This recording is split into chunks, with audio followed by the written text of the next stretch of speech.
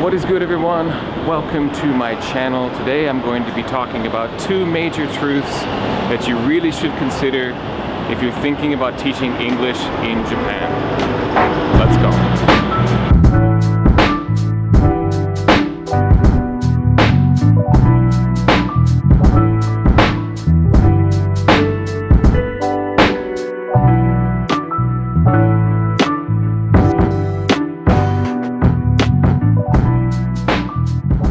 Teaching English in Japan. There are a wide variety of positions that you can try to get into, obviously each with its own requirements and its own criteria and credentials that you'll need to have. But I'm going to just focus on the two main types, which are becoming an assistant language teacher, or ALT, in Japanese schools, elementary, junior high school, and high school, and the English conversation schools, which are private businesses that hire teachers to teach English conversation to paying clients. Now, I don't think it is a stretch to make the claim that 90% of the people who enter those types of positions are doing so not because they're really interested in teaching English, but because they want to come to Japan. Japan is the goal, so the English teaching is just a means to an end. And of course, this is totally fine. English teaching happens to be one of the easiest ways to get into Japan, as long as you have a bachelor's degree, which is the requirement for a visa. So whether it's a business school or a private school or even a English language conversation school, you're going to need a bachelor's at least. Now, there's two things that you should really know about and consider if you're actually going to take this path. The first is, how do you really feel about teaching? Most people are coming here with the teaching as a means to an end. I just want to make a quick caveat before I get into the real information of the episode to say that the information I'm going to talk about is not meant to discourage you in any way from coming to Japan and experiencing Japan, trying to do the English teaching gig in Japan. I just feel like these are two truths about it that you really should consider before coming. So I'm not here to quash anyone's dream. I just want to let you know that there's a couple of things to consider, and having all the facts is, you know, forewarned is forearmed. So, all right, with that said, let's get started. Now, as I said, there are two very important things to consider if this is the path that you're going to take. You're going to use English teaching as a way to get to Japan. First of all, if English teaching is a means to an end, how do you actually feel about that teaching? Because remember, this is going to be a part of your day-to-day life, 9 to 5, maybe 6 days a week. Are you okay with working with kids? Are you fine with spending your evenings talking with adults and teaching them how to say various things in English? If you are a people person and you enjoy talking to people, then maybe you'll be all right.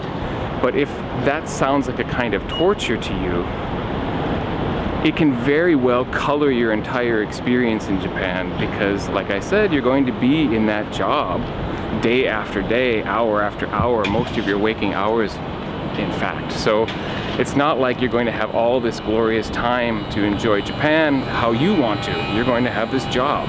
So if you really hate the job, I've met plenty of people who become cynical, jaded, talk about Japan very darkly because they don't like English teaching.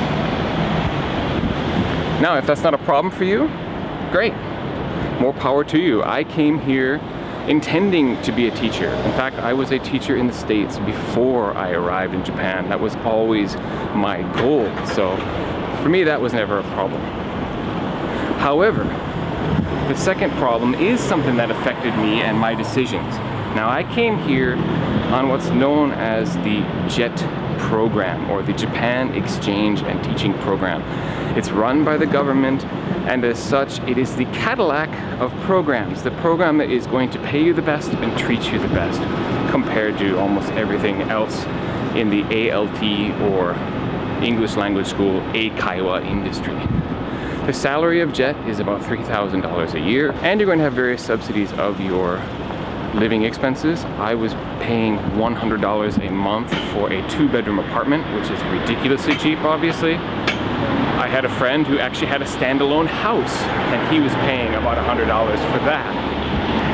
But Jet is a program that has been contracting in recent years. There's less and less jets, and there's more and more contract ALT positions.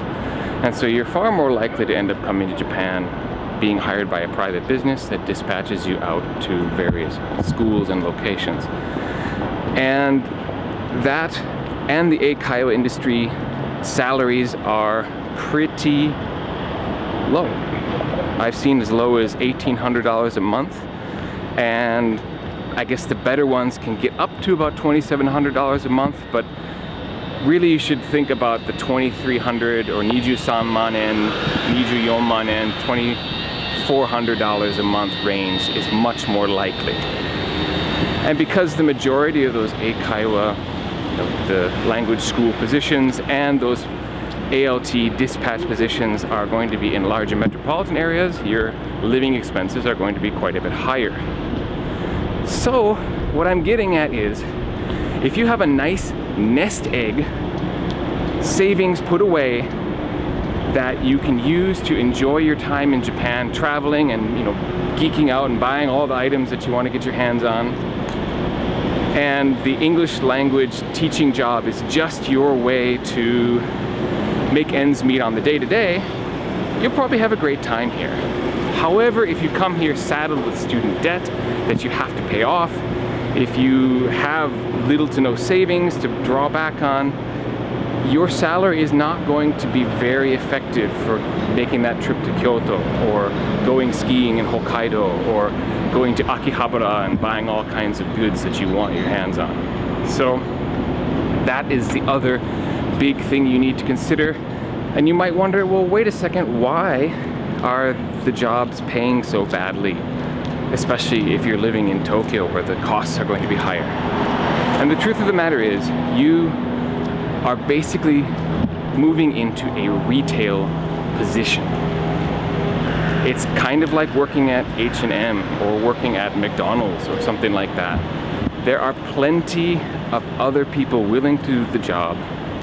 So if you quit and the turnover is very, very high in those jobs, most people stay a year, if not less. 2-3 years tends to be pretty common maximums. Well, there's someone waiting who's going to take that job from you, so the company does not have to pay high salaries and give a lot of benefits to entice you to join and stay on. It's certainly not a career path. The only career paths out of positions like those are usually in some form of management, like within the company. So you leave the teaching part of it and you get into the hiring process or managerial process. Obviously, there's not a lot of those positions. However, I'm not saying all of this to try to discourage you from trying. I just want to give the absolute lowdown truth so that you have these ideas to consider, so that you don't make any major errors in your thinking about how it's all going to go down for you. It's definitely something that you should consider before coming.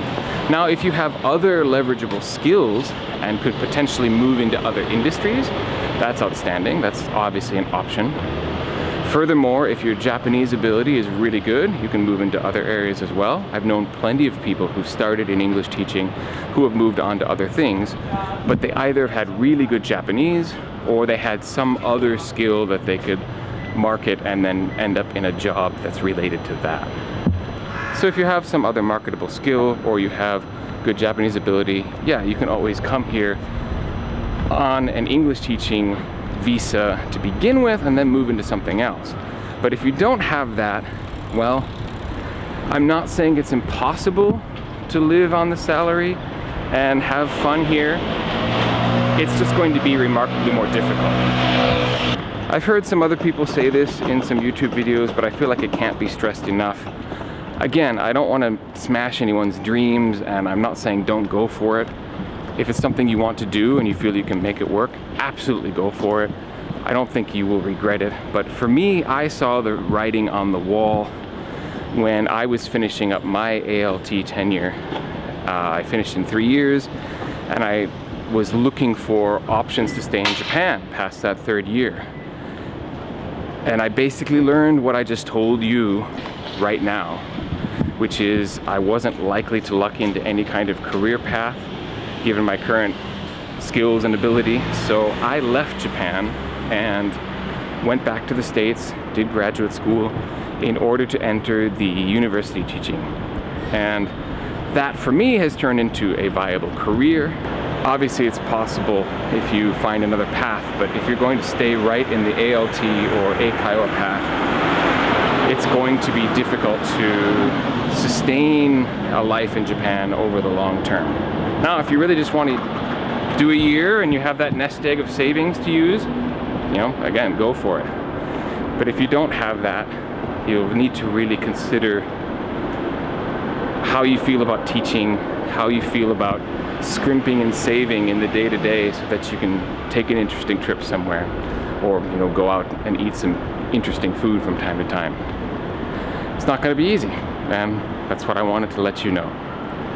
Okay, kind of a downer of a video, but I don't want it to be a downer. I want it to be just some truth for you to digest and think about if coming to Japan to teach English is something that you're going to try to do. Thank you so much for watching this video. I do drop a new video every Friday, something about Japan lifestyle, society, and culture. So please look for my past content and look out for my new videos every week. Subscribe so that you can be notified of that. And hit the like on this if you enjoyed this particular video. Thank you so much for watching this one, and I'll catch you next time.